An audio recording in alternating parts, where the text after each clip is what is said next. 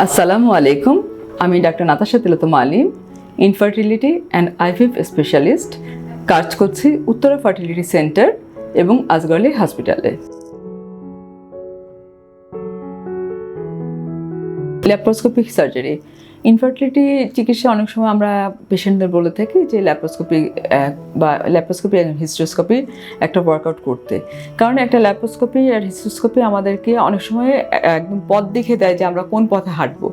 তো laparoscopic surgery আমরা কোন কোন ক্ষেত্রে বলে থাকি, একটা হচ্ছে কমনলি অনেক সময় পিসিও আছে পেশেন্টের। তো পিসিও যেখানে আমরা দেখছি রেজিস্ট্যান্ট থাকছে, যে ওষুধ দিচ্ছি কাজ করছে না, বা যে পিসিওতে আমাদের হচ্ছে যে হাইপার স্টিমুলেশন হয়ে যাচ্ছে এরকম আমরা সন্দেহ করছি, তখন আমরা ওভারিয়ান ড্রিলিংয়ে যাচ্ছি। এর সাথে পিসিওর সাথে আমরা অনেক সময় হিস্ট্রোস্কোপি করে থাকি, কারণ কমনলি আমরা অনেক সময় দেখি যে পিসিওর মধ্যে আমরা যেহেতু এদের ইস্ট্রোজেন লেভেলটা অনেক বেশি থাকে, এন্ডোমেট্রিয়াল পলিপ ছোটো ছোটো আমরা পেয়ে থাকি, যেগুলো আমাদের হিস্ট্রোস্কোপিক রিসেকশন করে দেওয়া ভালো।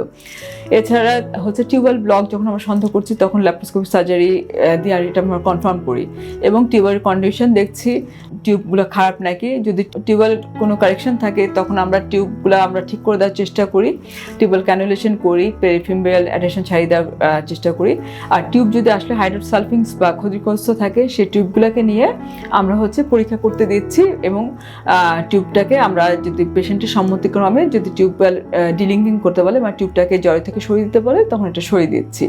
এছাড়া হিস্ট্রোস্কোপিও আমাদের দরকার আছে, কারণ একটা বাচ্চা তাকে আমাকে জ্বরের ভিতরে প্রতিস্থাপন করতে হবে পরবর্তী আইভিএফের জন্য। হিস্ট্রোস্কোপি করে আমরা দেখছি যে এন্ডোমেট্রিয়াল ক্যাভিটিটা কেমন, ওখানে কোনো সেপ্টাম আছে নাকি, কোনো পলিপ আছে নাকি, বা হচ্ছে টিউবের জায়গায় কর্নুয়াল ব্লক বা ওখানে কিছু মেমব্রেন বা মানে ফিব্রিন লাইক এজেন্ট মানে সাবস্টেন্স আছে, যেগুলো হচ্ছে আমরা ক্যানুলেশন করে ছাড়িয়ে দিতে পারি। তো এর জন্য আমি বলবো যে ল্যাপ্রোস্কোপি বা হিস্ট্রোস্কোপিক সার্জারি একটা ইনফার্টিলিটির জন্য জরুরি, কারণ ল্যাপ্রোস্কোপি বা হিস্ট্রোস্কোপি করলে এটা আমাদের একদম একটা পাথওয়ে দেখে দেয় যে আমরা পরবর্তীতে কি করবো এই পেশেন্টের জন্য। আর আরেকটা হচ্ছে যে এন্ডোমেট্রিওসিস চকলেট সিস্ট না হলে আমরা ডায়াগনোসিস করতে পারি না, ল্যাপ্রোস্কোপি করে আমরা এন্ডোমেট্রিওসিস দেখে থাকি। এবং এন্ডোমেট্রিওসিস অনেক সময় আমরা পাই যে হচ্ছে টিউবের ওভারিয়ান রিলেশনশিপ ঠিক নাই, সেক্ষেত্রে অনেক সময় ওভারি এবং টিউবাল অ্যাডহেশন ছাড়িয়েও আমরা রিলেশনশিপ ঠিক করে পেশেন্টকে আমরা পরবর্তী চিকিৎসায় যেতে বলতে পারি। এটা হচ্ছে মাইল্ড এন্ডোমেট্রিওসিসের ক্ষেত্রে। এছাড়া চকলেট সিস্ট যদি কখনো 3 সেন্টিমিটারের চেয়ে বড় থাকে সেগুলোকে আমরা রিসেকশন করি, এবং এখানে খুব কেয়ারফুল রিসেকশন করতে হবে যাতে আমাদের ওভারিয়ান ফলিকল মানে সিস্টেক্টমি করতে হবে যাতে আমাদের কোনো ওভারিয়ান ফলিকলগুলো নষ্ট না হয়। বেশি কটরি করা যাবে না, যত কম কটরি করা যায়, এবং যাতে ওভারিয়ান ভাস্কুলারিটিটা ঠিক থাকে সেই বিষয়ে অবশ্যই খেয়াল রাখতে হবে। তো ল্যাপ্রোস্কোপি হিস্ট্রোস্কোপি সাধারণত প্রতিষ্ঠান ভেদে বিভিন্ন হতে পারে।